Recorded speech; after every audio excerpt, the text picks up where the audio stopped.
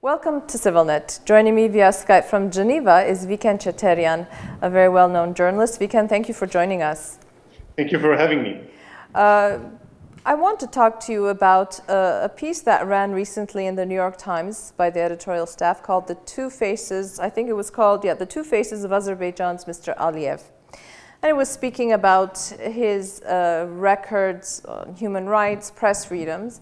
And before we start the conversation, to put things into perspective for our viewers, I want to very quickly give some numbers about Armenia's neighborhood, the countries that Armenia is surrounded with, and their rankings in the World Press Freedom Index by Reporters Without Borders. So out of 180 countries, Iran is ranked 173rd, one of the worst records. Azerbaijan is 160th, Turkey 154th, Russia 148th, Georgia 84th, and very surprisingly, Armenia is ranked 78th, the best in the region.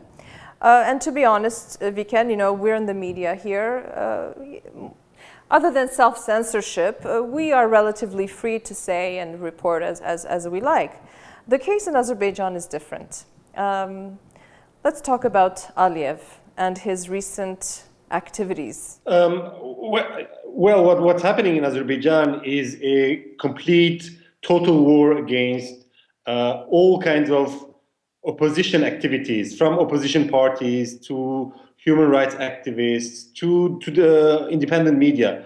And my feeling is that the regime wants to silence any kind of opposition in these circles. This was not the case before. In Azerbaijan, before there was censorship, Soviet-style official censorship in Aliyev's father's period, Heydar Aliyev's period. Also under LGB, there was official censorship, military censorship.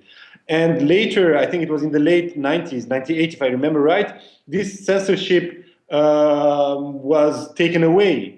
And a non-official censorship was there, but still there was much more freedom in the past than there is today. And what is happening now, it's complete eradication of any kind of free expression of human rights, of media freedoms, and so on. Yeah, we've seen in the last several months, especially in the last several months, trumped up charges against human rights activists, against journalists, bloggers, and the most recent case, the American-funded Radio Free Europe, Radio Liberty was raided, the offices were raided.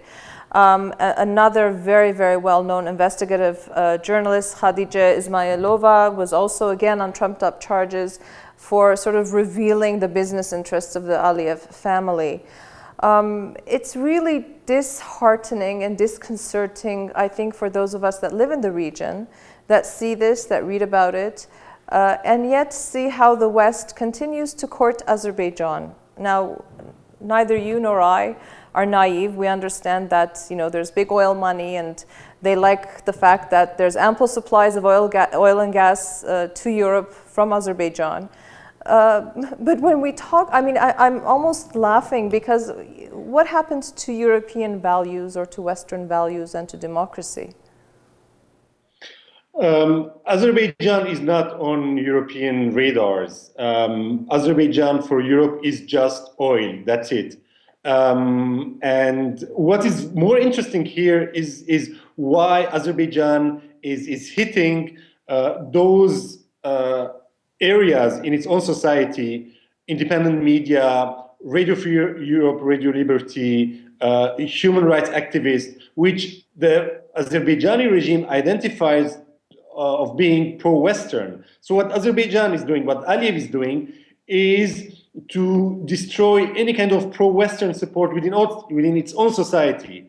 And it's curious that this is being done at a time when Azerbaijan knows that the West will not intervene in its defense, but at the same time, Ilham Aliyev is afraid of a kind of rose revolution in Azerbaijan. So simultaneously, Ilham Aliyev is afraid of the West, and at the same time thinks that the West is powerless, and as a result, it can silence the media and human rights circles. Well, I think obviously he's right because, or you're right when you say that it's off their radar because I don't know that anybody's really doing anything about it. And then if you look at the BBC coverage of, let's say, the Karabakh conflict, oftentimes it's very, very pro-Azerbaijan, which leads you to wonder, you know, with BP being in Azerbaijan, what the connections are. So again, it's quite astonishing. And then today, actually, another interesting thing that Ilham Aliyev's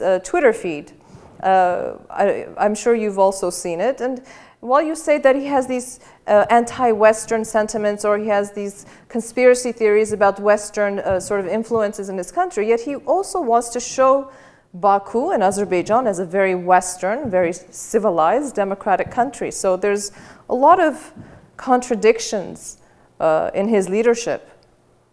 It's really a schizophrenic situation because on the one hand, Azerbaijan wants to be present in the West. Azerbaijan is spending lots of money to promote itself culturally in the media.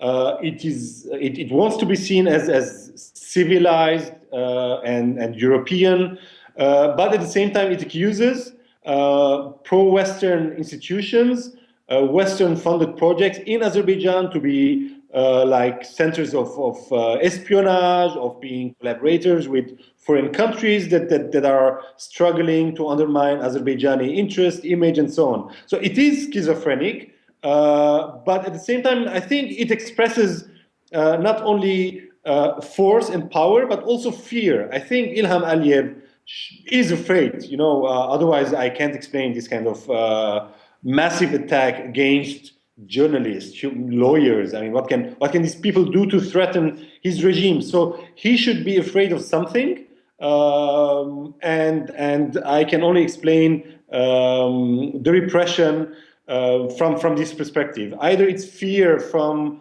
seeing Rose Revolution or Arab Spring type of event taking place in Azerbaijan, or afraid that the oil income is collapsing, and this could cause social unrest within the country. Yeah, well, ending off with where we began, if we look at sort of the rankings of the countries in the region and the kind of behavior that we see with President Recep Tayyip Erdogan of Turkey and Vladimir Putin of Russia, they all seem to be working in tandem with one another. So perhaps he's also buoyed by the fact that there are leaders in the region that act just like he does. So he continues without any kind of intervention from the West, any kind of substantive intervention from the West.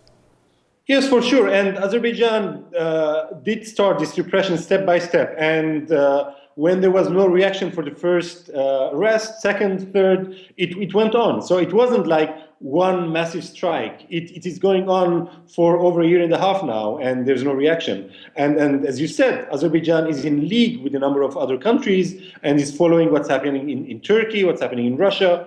And I think this puts Armenia in a difficult situation, and Armenia should look forward to be more closely associated with our neighbor to the north, with Georgia, which has standards closer to Armenia than Azerbaijan does. Right. Well, Vicken, thank you for the fascinating conversation. Thank you for being a regular guest on our shows, and we'll be talking with you, I'm sure, very soon. So thank you very much. Thank you very much. I'd like to remind our viewers that my guest was Vicken Cheterian, a Geneva-based journalist. Stay with CivilNet.